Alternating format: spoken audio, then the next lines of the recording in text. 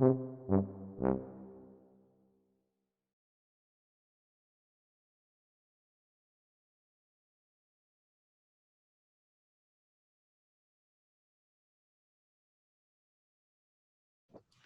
there, I'm Margie Caust. I'm an urban strategist. I'm based in Adelaide, Australia, and I co-wrote the Creative Bureaucracy book with Charles Landry, and I'm a good friend of the Creative Bureaucracy Festival. So I'm very pleased to be here today to have the opportunity to talk with Rob Adams from the City of Melbourne, and I'll introduce Rob in just a minute.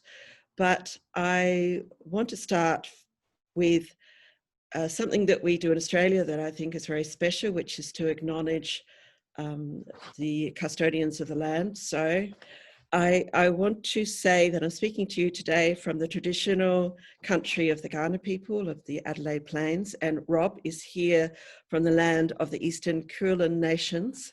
And we pay respects to elders past, present and emerging. We recognise and respect their cultural heritage, beliefs and relationship with the land, and acknowledge that they are of continuing importance to the people living today. I also extend that respect to other Aboriginal language groups and to other First Nations in Australia. So, Rob, thanks so much for being here today. It's a great pleasure to have the chance to talk to you. Thanks for the opportunity. Rob, for those who don't know him, is the, I'll have to double check your proper title, General Manager of City Design. And he's very well known across the world for the work that he's done over the last 35 years, which has really been a process of creatively transforming the City of Melbourne.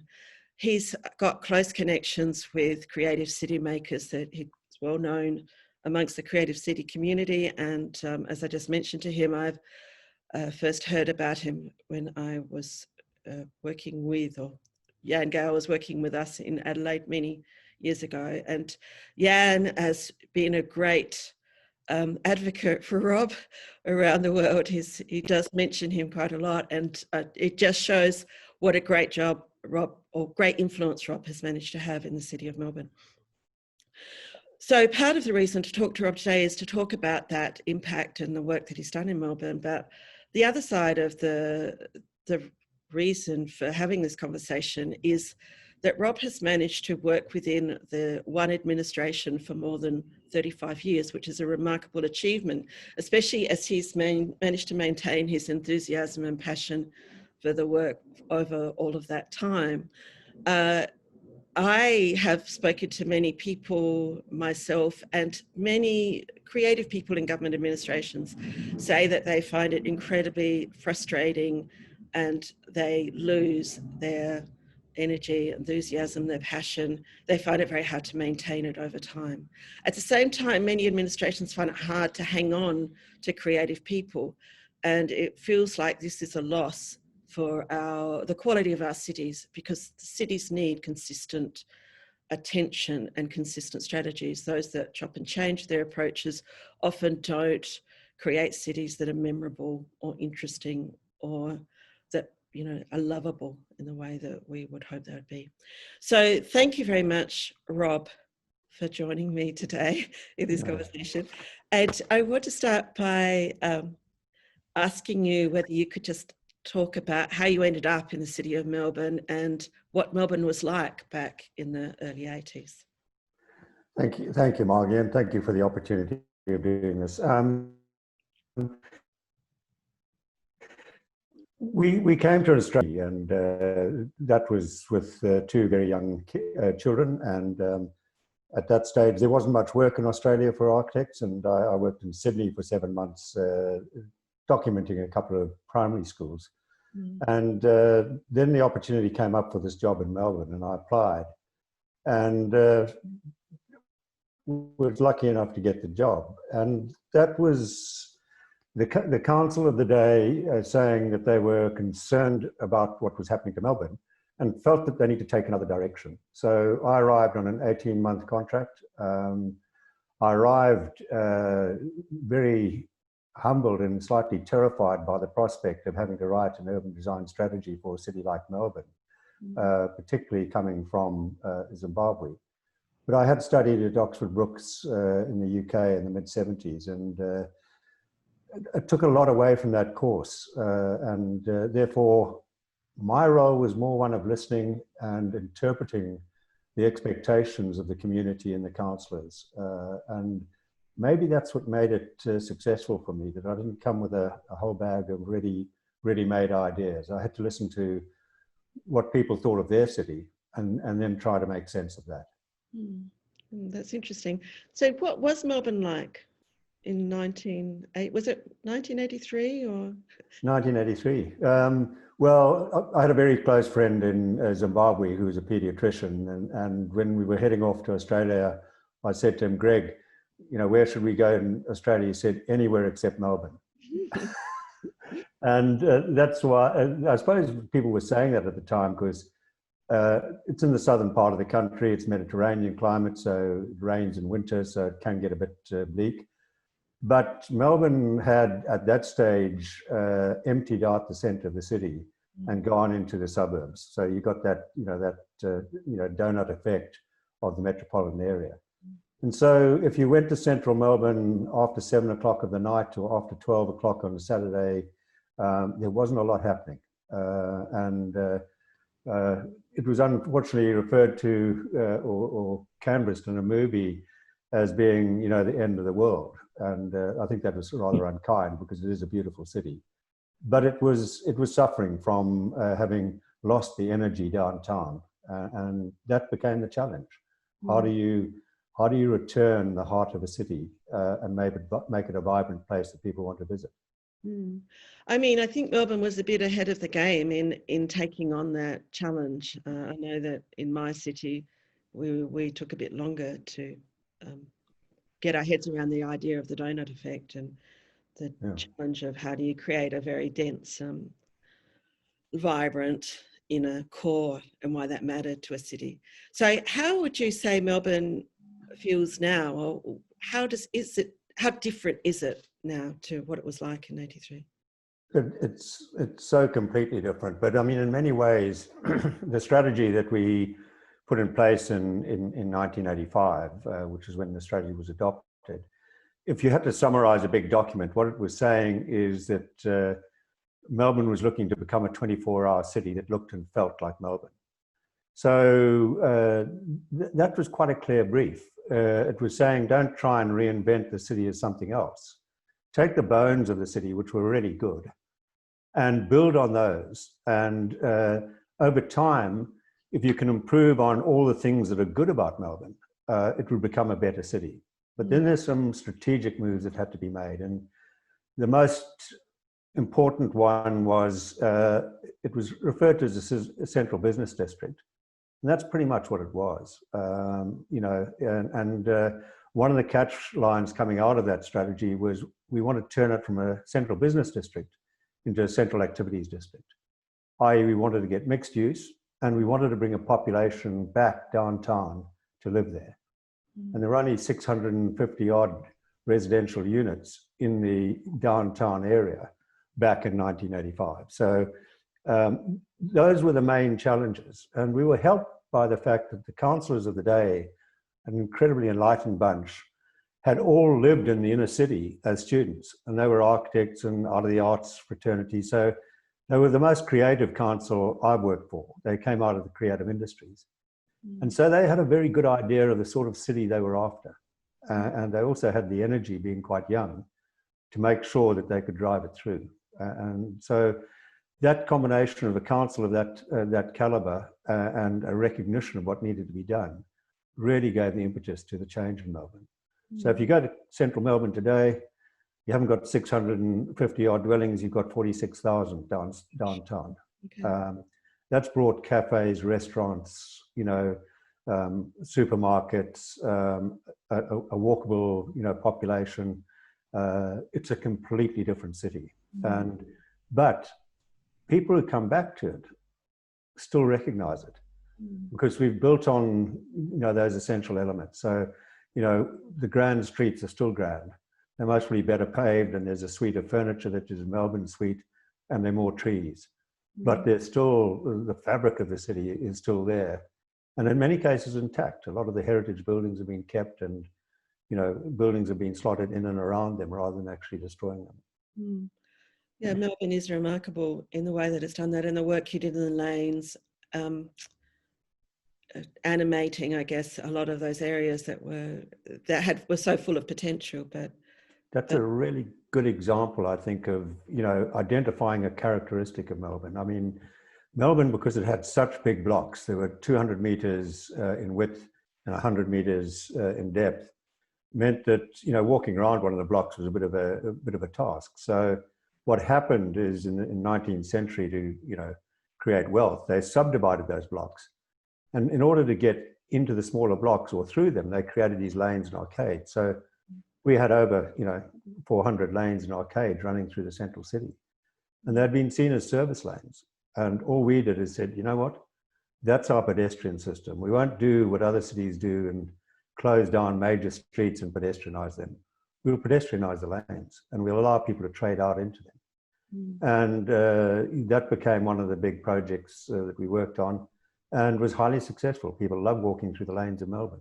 And you get cities coming, Sydney comes to us and says, you know, we want to do a lanes program like yours. How do we do that?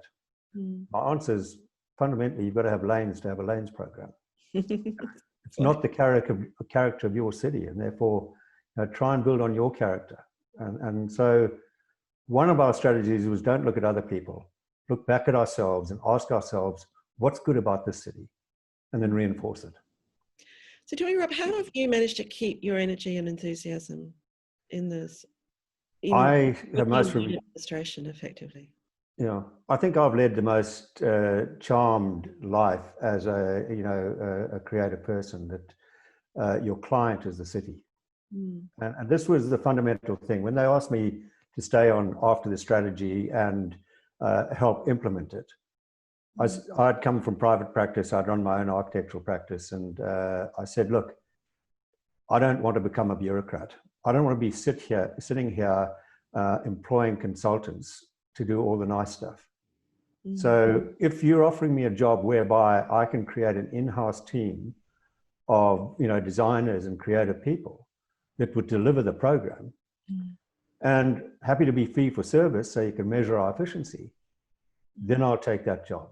And that's the job they offered me. And it grew up from, you know, 5 of us running a very small urban design unit, and then the architects were added in, and the landscape architects, and we created our own project managers. And over the time,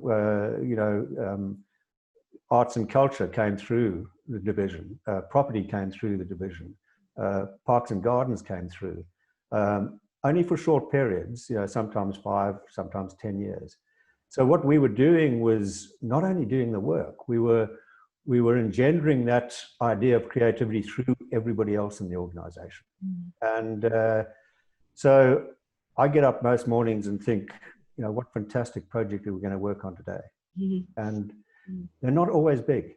And that was another secret. I didn't come here with expectations that I was going to, as they'd suggested in 1975 in one of the strategy plans, underground the trams in Burke Street Mall. You know, to me, that was just a pipe dream. You know, I was quite happy to design a decent range of furniture and plant trees and take 80 hectares of asphalt out of the city to create open space and widen footpaths and those things. And it's the programs more than the projects that interested me. How can you do a lot of things over a long period of time to change the character of the city? And really, that's the stuff I'm really proud of, is, you know, the programs that change the city, not the one-off iconic projects. I think, yeah, you've done that very consistently over time. And how have you had doubts at any point? Have you felt like this is getting difficult? I don't know if I can keep going, or has it been a relatively smooth experience for you over that time? No, like anything in life, you have your ups and downs. In fact, at one stage, I did hand in a resignation, and Winston McCackey was the mayor of the day, and she called me in and she said, "Rob, I'm not accepting it." And I said, "What do you mean, Winston? I'm going." And she said, "No, you haven't finished your work here." And we sat down and had a chat. But, you know, I reached a stage where the bureaucracy was starting to get to me. And she quite wisely explained that, there's a lot of bureaucracy in all our lives. You don't get to do all the nice stuff. And when I reflected on my own practice going back, where you bid for work and you tender for work and you don't get it, and then you get a bad client and, your life's hell, I suddenly realized the bureaucracy was no greater than you had in private practice. And so I didn't resign, and I carried on. But there've been ups and downs, as there always would be. But the one thing that's driven me on is a fantastic in-house team of creative people who are young. We've got gender equality. In fact, I think there are more females in our team than there are males. Just seeing the energy with which they bring to projects. I mean, just before we came online, I got a whole lot of photographs of a childcare centre we're doing, Lady Huntingfield. And the team were just saying, what a fantastic project. That's really what gets you excited. Not the work you do, but the work you enable others to do. Oh, that's a very good point. And it sounds like there's a great love that you're bringing to the work that you do as well. And that is a wonderful atmosphere to work within for anybody, I think. I think it has been a love affair. It's been a very intimate affair. When the children were growing up, we lived slightly further out of the city than we do at the moment. And we were on a rise at Surrey Hills. And one Saturday morning, we drove around the corner and you could see the city in the distance. And my son, who was mostly 7, was sitting in the back, and he said, there's Dad's mistress. And my wife looked across at me with a sort of smirk on her face, because I think in those days I was doing very long hours. We had committee meetings that went to God knows what hour in the evening. But it has been a love affair. I feel absolutely blessed to have been given the privilege to work on a city like Melbourne over this period of time. And as that period comes to an end, withdrawing is quite difficult. Yeah, so you're moving on in a way, aren't you? But you're still staying in the City of Melbourne. Yes. I'm going through a succession plan where, I've appointed someone to come into that position, and I'm slowly standing back, and they very generously offered me a role, which is more of a mentoring role, which I'll do, not for full time, but part time. So I think also that is a great gift to have that, because, sometimes people in their careers, and then it's like a very cold ending, isn't it? It's like, well, goodbye, see you later.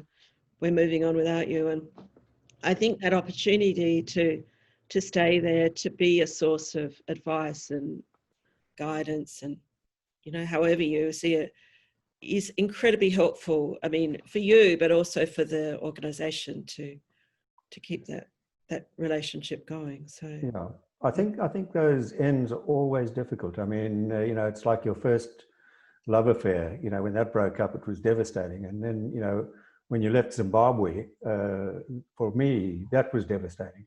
And then you get to the end of a 35-year career and you think, oh, this is what I do. How can I actually leave this behind? So, the last short period has been quite difficult to make that transition. But I'm more sanguine about it. I can see the role that I now need to play. And that is one of actually passing on the knowledge to the next generation, because that longevity in government in one role is the thing that is part of the success story. Because governments have contracted out their intellect in many cases. When I, back in 85, said I want to run a practice within government, and they accepted that, that used to be the norm. New South Wales used to have the government architect, and they did all the projects. Very few of those exist anymore. And we've been lucky enough to have, this ability to design and deliver projects for the city. And that's a huge privilege. And my biggest disappointment would be that as I moved on, that ability was lost from government, because then it would be like any other government that's just, brought in the risk managers and got rid of the creatives. All credit to the City of Melbourne for firstly having the judgment to keep this quality and this knowledge within the organisation over time. And it's, had an impact on the city as well. So that's really important. I know that we're running out of time here, so maybe we can turn to what would you be saying then to other people? As I said, there's so many people that love their job. Often they love their job, but the context in which they work can be rather unsupportive or obstructive almost. So, do you have any thoughts as to what you would suggest to other people as to how to? Well, I think the first people I'd be, trying to get the message across to is the CEOs and the heads of the organisation, that executive team. That if you want a city to become a good city, then you're going to need to have creative people at the high table. And so often, if there are creative people within government, they're so far down in the hierarchy that their voices never get heard. And that's, I think, what drives people out of government in many cases, because they try to, change the city, but they just can never rise up to the level where they can make a difference. So you need to have the creatives at the high table. And I've been lucky. I've been a general manager or director, as it was called previously, for at least the last 20 years. And so you're speaking directly in a way that you can influence the city. The other thing that I'd say to the people below is it's not good enough to have a creative idea if you can't communicate it, if you can't point out to people why it's important, and you can't contextualize it. It's a bit like saying, I go to the World Economic Forum and they've got 50-odd councils and everyone's got a worthy issue: climate change, food scarcity, all the rest of it. And then when you ask, for instance, the climate change people, what are you doing? They said, we're solving climate change. It's this huge, huge dilemma. And I think if that's your message, you're never going to solve it, because you haven't contextualized the nature of the problem. Climate change in a rural area is different to climate change in the city. If you say a simple thing like, we've got this problem, how do you deal with climate change in a city? Suddenly the solutions drop out. We can have an urban forest, we can, change our transport modes, we can make the city more walkable, we collect water, all the rest of it. So the most important thing for me is you need to be a storyteller. You need to be able to tell the story in a way that people understand it. And you need to be a politician without being a politician. So you can't be on any side of politics, but you've got to understand how politics works to be able to get into the system. So, I wrote a book recently with two colleagues, Kim Dovey and Ron Jones, and that was about urban choreography. And in many ways, that's the role I think I've played as a choreographer, trying to bring people together, sell a story to an audience. And if it's convincing enough, then that will actually enable that to happen. So it's a long answer, but it's quite an important one, I think. I think it is a really important one. And I think with other people that I've been talking to, this idea of story has been is something that people are trying to think about. How do they tell their stories in a way that people connect with? And Sure. And also that idea of urban choreography is a lovely idea, because it goes to this idea that you're not in charge of everything that's going to happen, but you're in a sense creating the conditions or helping to facilitate, it's a boring word, but facilitate the connections that That's exactly right. Creating a great city. So I mean, the best urban designers I've worked with at the City of Melbourne were the most resistant to change, and they were the traffic engineers. And, I won't tell you the long story of how we made that culture change, but we did, to the extent that, people like Haig Poulsen, who was here for 40 odd years as a traffic engineer, he would come in and say, Rob, we don't need this piece of road. You could take this and add it to the footpath. And, we actually, and he had absolutely got what we were about. So passing on that message to the traffic engineers, people in parks and gardens, everybody in the city is what you have to do. You can't take a small unit and hope you're going to change a city. That just doesn't happen that way. The whole city has to work to the same message. And that way you do change it. And one of the exciting things I'm living through now is seeing this young team, and it's the whole city, come together around COVID and completely hit their straps in terms of what is needed to deal with this crisis we're dealing with today. And, you know, they've leveraged money out of state government to put into the creative industries. You know, they're planting 150,000 trees. You know, they're putting out 40 kilometers of bike lanes.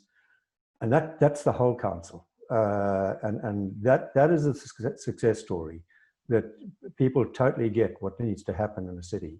And when you get a crisis like that, they respond, you know, with the appropriate actions. Yeah, that's absolutely right.